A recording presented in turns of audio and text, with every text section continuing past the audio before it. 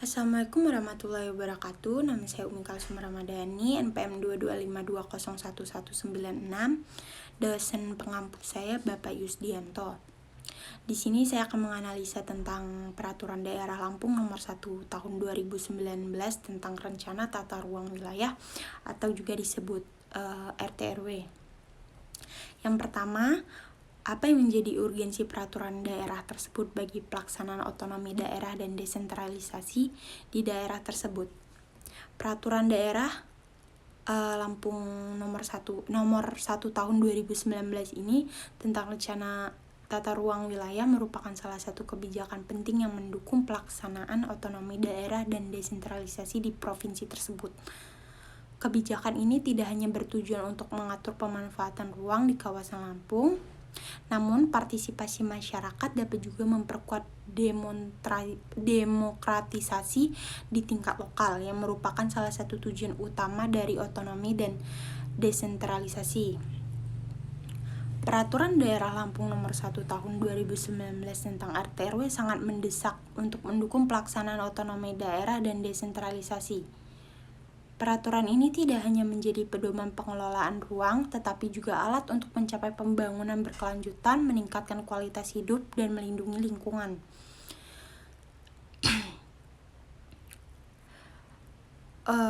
Selanjutnya, dengan adanya peraturan daerah ini diharapkan Provinsi Lampung dapat berkembang secara optimal dan seimbang dengan memperhatikan manfaat ekonomi, sosial, dan lingkungannya.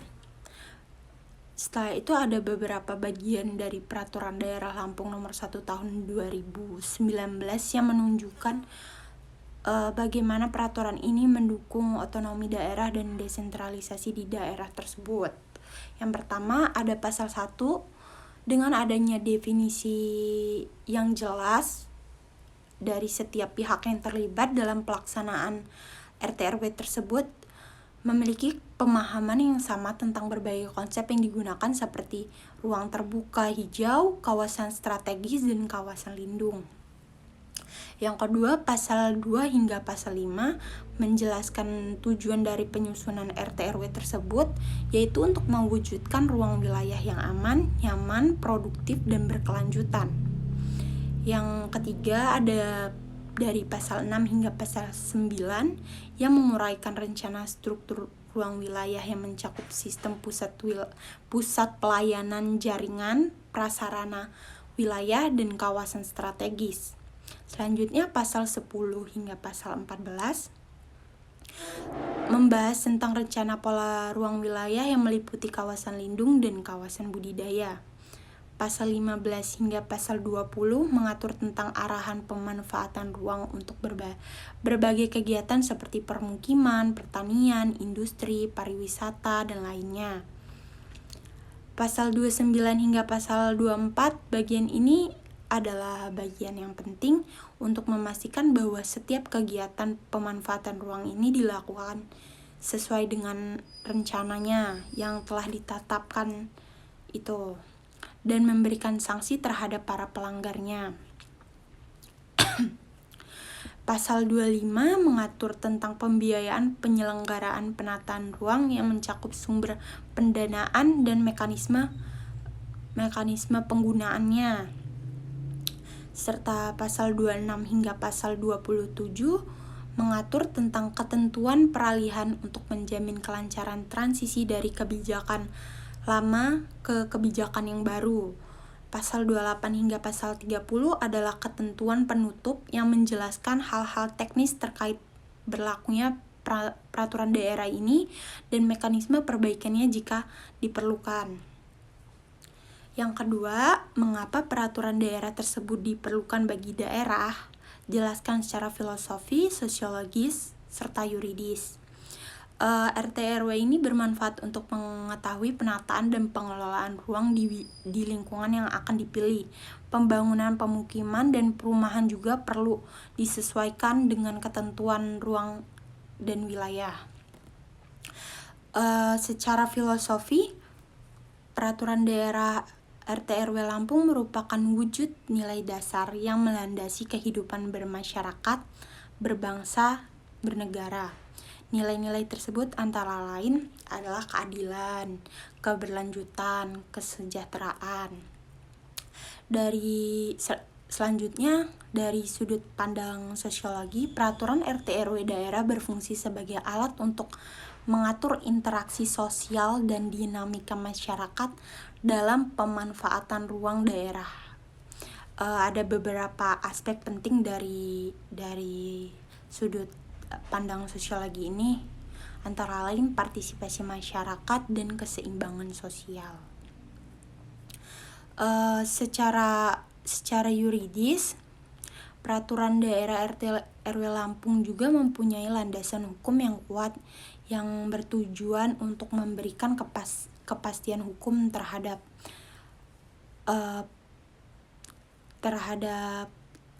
penataan ruang wilayah. Aspek hukum dari ini meliputi dasar hukum.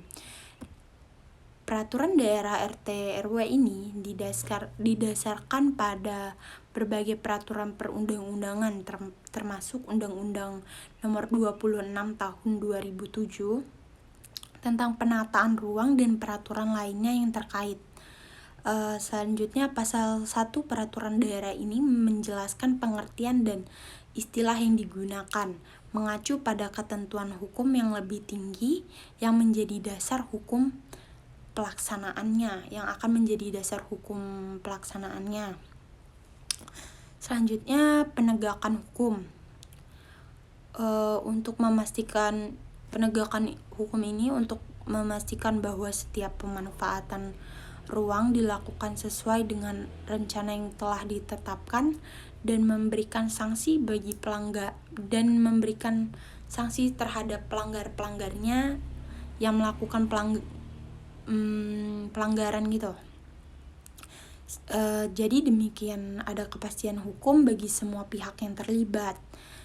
Yang ketiga, ada kepastian hukum. RT RW memberikan kepastian hukum bagi investor, masyarakat, dan pemerintah dalam hal penggunaan lahan dan ruang ini. Penting untuk menciptakan iklim investasi yang kondusif dan memastikan bahwa pengembangan wilayah berlangsung sesuai dengan rencana yang telah disusun. Pasal 25 tentang pembiayaan juga menjelaskan sumber pendanaan dan mekanisme penggunaan, memberikan transparansi dan akuntabilitas dalam pelaksanaan RT RW tersebut. Selanjutnya, nomor 3, aturan apa dari peraturan daerah tersebut yang mendukung kemajuan dan kesejahteraan daerah tersebut? Yang pertama ada pada pasal 1 Peraturan Daerah Lampung Nomor 1 Tahun 2019 yang menetapkan tujuan-tujuan dari penataan ruang yang komprehensif yang mencangkup aspek ekonomi, sosial, dan lingkungan. Salah satu tujuan utamanya adalah untuk mewujudkan ruang wilayah yang aman, nyaman, produktif, dan berkelanjutan dengan mengutamakan keadilan sosial. Dari bahwa setiap kebijakan tata ruang yang diambil harus mempertimbangkan distribusi manfaat yang adil bagi seluruh masyarakat. Dengan menciptakan ruang yang aman dan nyaman, kualitas hidup masyarakat akan lebih meningkat. Selanjutnya, pasal 6 hingga pasal 9 menguraikan rencana struktur ruang wilayah yang mencangkup sistem pusat pelayanan jaringan, prasarana wilayah, dan kawasan strategis. Rencana struktur ruang ini sangat penting untuk mendukung konektivitas antar wilayah dan meningkatkan akses masyarakat terhadap fasilitas publik. Sebagai contohnya di pasal 6 yang mengatur tentang sistem pusat pelayanan yang terdiri dari pusat pelayanan primer, sekunder, serta tersier. Pengaturan ini memastikan bahwa setiap wilayah di Lampung memiliki akses yang memadai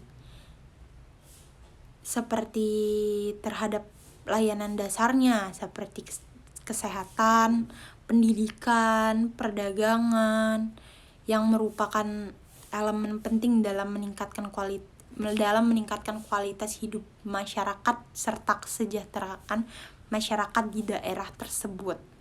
Selanjutnya pasal 10 hingga pasal 14 yang membahas tentang rencana pola ruang wilayah yang meliputi kawasan lindung, kawasan budidaya, dan kawasan budidaya.